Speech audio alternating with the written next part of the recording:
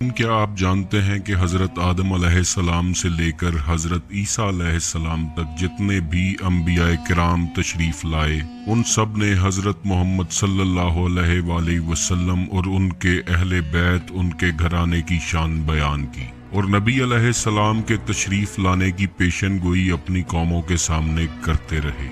जिस रात नबी अलैहिस्सलाम इस दुनिया में तशरीफ़ लाए, उस रात की तमाम निशानियाँ यहूदियों के यहाँ मौजूद थीं। यही वजह थी कि हुजूर अलैहिस्सलाम को दाई हलीमा के स्पुर्द करके दूर दराज मकाम पर भेज दिया गया, जहां यहूदी आप तक ना पहुंच सके, क्योंकि ये यहूदी ही थे जो आपकी दिन रात तलाश कर रहे थे। वो जानते थे कि वो आने वाला आ चुका है, जिसकी पेशन गोई हजरत मूसा अलैहिस्सलाम ने की थी। इसी तरह हिंदुओं और ईसाइयों के यहाँ भी आप अलैहिस्सलाम और आपकी अहले बैत का तज़किरा किताबों में मौजूद है।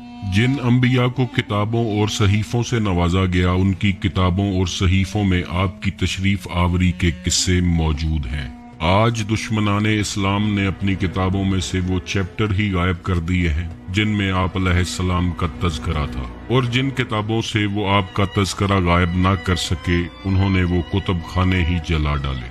उनको ये डर था कि अगर हमारी कौमों ने हुजूर अलैहिस्सलाम का जिक्र अपनी किताबों में पढ़ लिया तो लोग जोक दर जोक मुसलमान होने लगेंगे और दुनिया से दूसरे मजहब नायाब हो जाएंगे। नाजरीन, क्या आप जानते हैं कि इस वक्त दुनिया में जितने भी मजहब राइज हैं, उनमें सबसे पुराना मजहब हिंदुइज्म है। और आप ये जानकर हैरान होंगे कि एक जंग के दौरान श्री कृष्ण ने ईश्वर से दुआ मांगी थी और उस दुआ के दौरान उन्होंने किसी एला को 3 मर्तबा मदद के लिए पुकारा था। क्या आप जानते हैं कि वो एला कौन है? वो जिस एला को मदद के लिए पुकार रहे थे, उसके बारे में कह रहे थे कि वो दुनिया के सबसे बड़े मंदिर में काले पत्थर के करीब अपना चमत्कार दिखाएगा। क्या आप जानते हैं कि दुनिया का सबसे बड़ा मंदिर और वो काला पत्थर आखिर कहाँ मौजूद है? श्री कृष्ण ने जिस प्रीतम के प्रीतम का वास्ता वसीला अपनी दुआ में पेश किया, आखिर वो हस्ती कौन है? जब उन्होंने अपनी ये दुआ मुकम्मल की तो दुआ के आखिर में शिद्दत से उन्होंने 3 मर्तबा किसी एला को पुकारा। आपके लिए ये जानना इंतहाई जरूरी है कि वो एला कौन है जिसे श्री कृष्ण अपनी नुसरत और मदद के लिए पुकार रहे थे। आज की इस वीडियो में इन तमाम राजों से पर्दा उठाएंगे। आपका वीडियो को लाइक और शेयर करना हमारा हौसला बढ़ाता है। आपसे गुजारिश है कि चैनल को सब्सक्राइब भी कीजिएगा ताकि आपका और हमारा राब्ता बना रहे। तो चलते हैं उस हस्ती की जानिब जिसे श्री कृष्ण जंग के दौरान अपनी मदद के लिए पुकार रहे थे।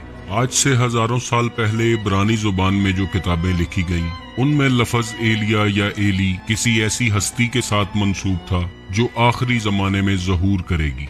पुराने जमाने की बाइबल में लफ्ज एलिया या एली बार बार देखने को मिलता है और ईसाइयों का कहना है कि ये लफ्ज एक खास इस्म मुबारका है जो खुदा के लिए नहीं बल्कि किसी ऐसे शख्स के लिए इस्तेमाल हुआ है जो आखिरी जमाने में ज़हूर करेगा। अब चलते हैं पांडवों और कौरों की मशहूर जंग की तरफ, जिसमें श्री कृष्ण कौर के इश्तर के मैदान में तशरीफ लाते हैं तो इन्हें मालूम होता है सच्चाई के तलबगार तो महज मुट्ठी भर ही रह गए हैं, मगर झूठ और बातिल के टिड्डी दल लश्करों से जमीन अटी पड़ी है। कृष्ण जी अपने सरफरोशों और सिपाहियों को जरूरी पैगामात अरसाल करने के बाद तन्हाई में चले जाते हैं और अपने मालिक हकीकी के सामने सजदा रेज होकर दुआ मांगते हैं। जो अल्फाज उनकी किताबों में दर्ज हैं वो ये हैं: हे परमेश्वर, संसार परमात्मा, तुझे अपनी जात की कसम जो आकाश और धरती का जन्म कारण है, और इसकी कसम जो तेरे प्यारे का प्यारा, तेरे प्रीतम का प्रीतम है, तुझे इसका वास्ता जो एली है, जो संसार के सबसे बड़े मंदिर में काले पत्थर के करीब अपना चमत्कार दिखाएगा। तू मेरी बिनती सुन और झूठे राक्षसों को निश्त कर और सच्चों को फतह दे। ए ईश्वर, एला एला एला। अगर आप इन अल्फाज पर गौर करें तो श्री कृष्ण ने किसी का वास्ता वसीला पेश करके मदद की तलब की है। इन अल्फाज में उन्होंने प्रीतम के प्रीतम की कसम दी है और आखिर में उनका नाम पुकारा है।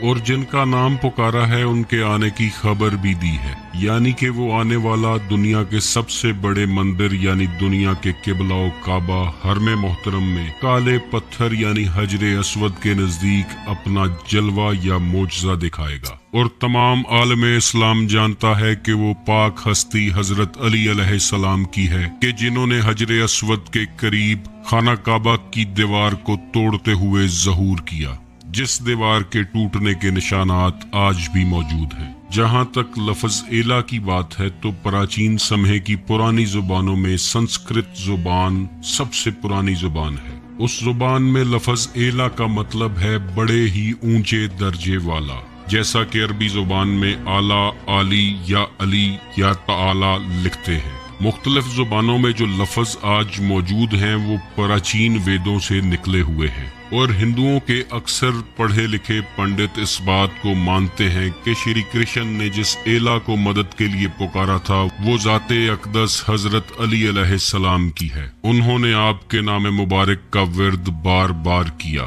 نبی علیہ السلام کا فرمان عالی شان ہے کہ علی اور میں ایک ہی نور کے دو حصے ہیں۔ حضرت علی علیہ السلام کی بہادری کی مثال ایسے ہے کہ خندق میں حضرت علی کی ایک ضرب ثقلین کی عبادت سے افضل ہے۔ کائنات میں جتنی بھی عبادت ہو سکتی ہے وہ ایک ضرب اس عبادت پر سبقت لے گئی ہے۔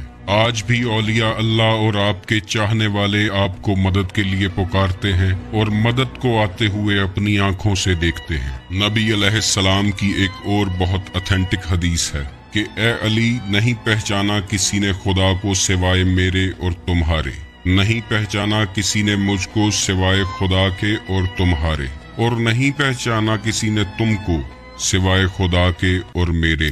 پھر یہ لوگ کس طرح کہتے ہیں کہ تمہاری معرفت حاصل ہو گئی ہے؟